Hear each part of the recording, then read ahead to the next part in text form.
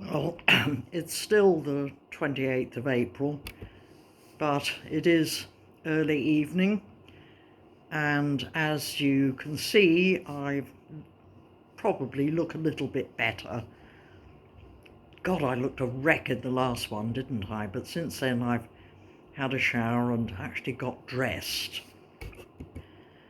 I think I'd like to talk now about how we are all epidemiologists.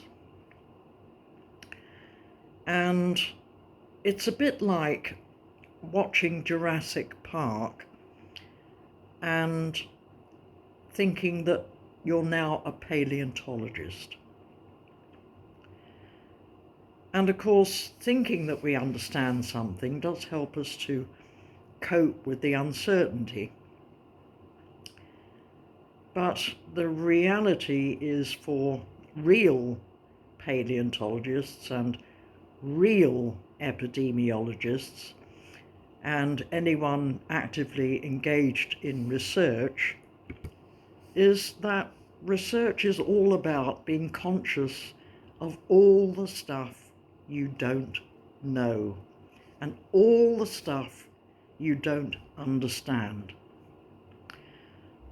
I've spent a lot of my working time for the last 20 years working with PhD researchers, and they are almost unfailingly some of the most humble people that you could come across. And I think the reason is that their mental life is all about, I don't know, I don't understand, I don't know what's going on.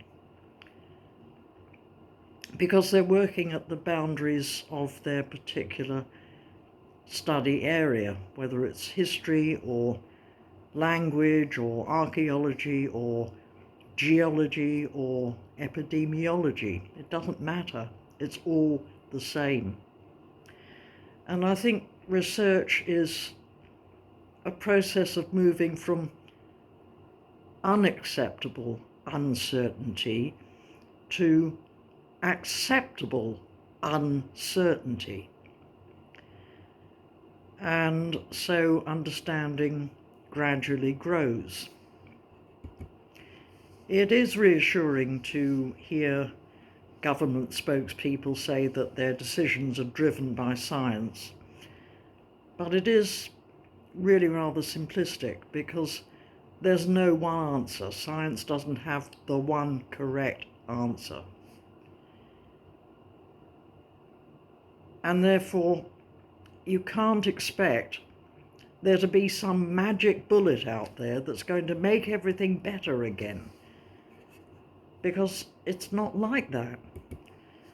The fact is that there isn't any certainty, but there is, or should be, rationality and reason, and working from a fundamental basis of knowledge.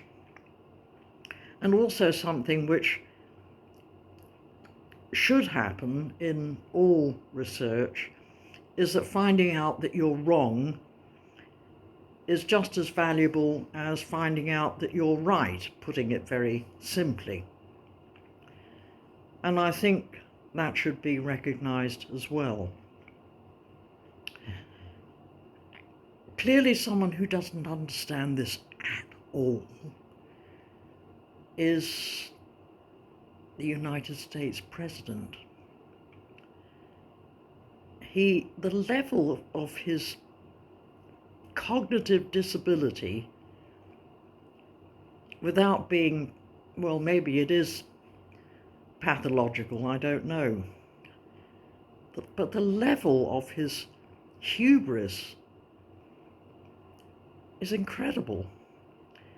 And I suppose all politicians have a degree of hubris. They have to, otherwise they wouldn't be able to function. But most of them do have a moderately able cognitive ability, so that when they twist the truth or present it in a way which they think is more, or will be more, acceptable to the rest of us, at least they're aware of it.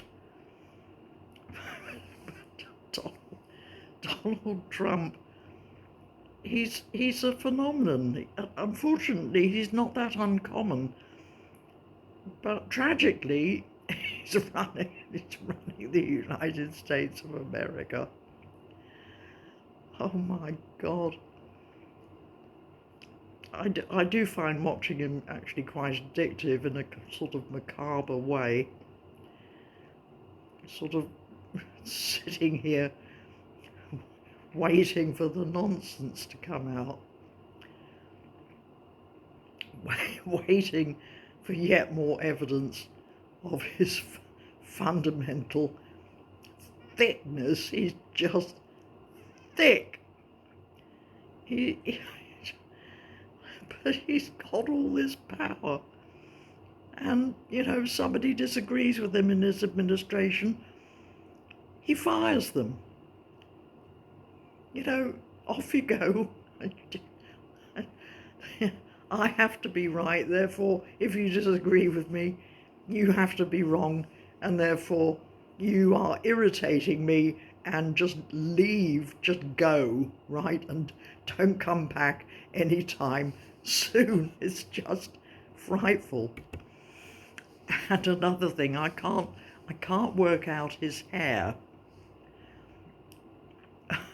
I can't work out whether he's done something peculiar and combed it back, but I think on careful observation it is a comb over from the back to the front, and then it sort of goes in. There's a sort of rebate that goes in. I bet he uses hairspray. I bet you he uses Elnet. And how many of those blue suits does he possess? With those really wide trousers, they look like culottes. They don't look like trousers. And the ties, whenever he can, of course, it's a red one, and the ties go down like to his knees.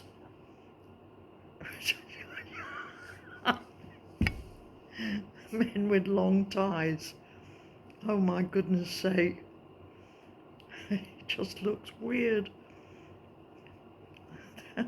As I said in the last video, this turning to and fro like this, like he's a solar operated puppet that goes like this when the sun comes out and hits his little solar cell. I mean, what's that all about? And when they're inside in the briefing room, that tiny little room, and they're all on that podium, and they're sort of moving like some sort of surreal chess game, about this far from each other. And you think, what in the hell is going on? Aren't there any big rooms in the White House? Aren't there any big rooms anywhere in Washington, D.C.? You know, the Cuomo manages to find a damn great room so everybody can sit in comfort, and probably 3, let alone 2 meters apart from each other. It's a tiny little room with chairs, and there's people at the back sort of hopping around going click, click, click, click, click, and on the phone, and some have masks on and some don't have masks on. It's an absolute comedy show. And then there's the, away from the White House briefings for a few minutes, there's the all the correspondents and the scientists and the pundits and the politicians who come on, and they're sitting in their sitting rooms, and there's the bookcase backdrop. Even I've got one, can you see it? The bookcase backdrop. I love being able to see inside people's houses. We all do it. It's like Zoopla live. It really is. You can enjoy, who has a neutral colour. Oh, look at that island in the kitchen. That's a non-bookcase backdrop one. So you do have the attic office with the beams and the bookcase and sort of bits of culture on the wall in the background, some well-known painting, or there's a map of the world, or there's something which sends a signal of, I'm educated. I read, and I have a Mercator projection world map behind me, so I'm globally aware. It's quite a fascinating thing, reading into the backgrounds and what people have set themselves up to present to the world, not just themselves, but part of their actual homes.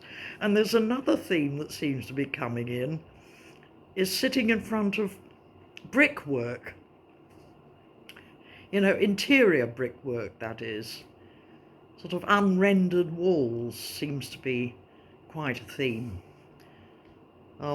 So yeah, there is fun to be had.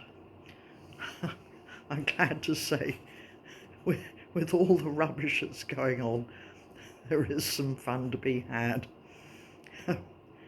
And one day we'll get together and have a bloody good laugh about all of this.